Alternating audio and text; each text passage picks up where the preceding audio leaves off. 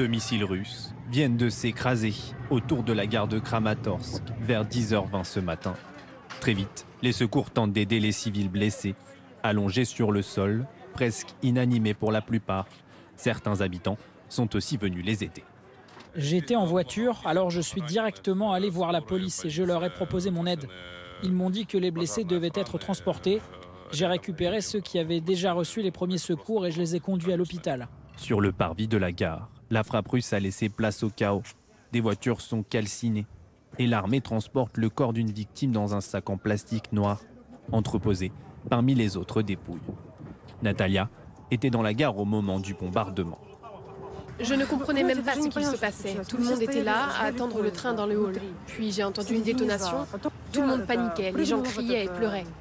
Puis j'ai vu une femme blessée. Elle saignait abondamment. On l'a emmenée quelque part dans une pièce. À Kramatorsk, le temps s'est figé.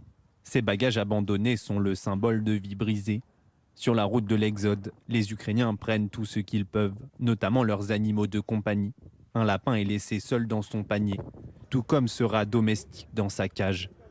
À l'origine de la tragédie, ce missile portant l'inscription en russe « Pour nos enfants », une expression des séparatistes pro-russes en référence aux enfants morts lors de la première guerre du Donbass, démarrée en 2014. Sur place en fin de matinée, la procureure générale a parlé de crimes contre l'humanité. Ce qu'il s'est passé à Kramatorsk nous montre comment l'armée russe, comment ses troupes font la guerre. Vous avez vu ce qu'ils ont fait à Mariupol. C'est pour ça que ce ne sont pas uniquement des crimes de guerre, ce sont des crimes contre l'humanité.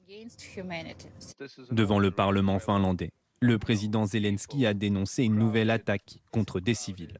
C'est une gare ordinaire, des personnes entassées attendaient des trains pour être évacuées vers des territoires sécurisés.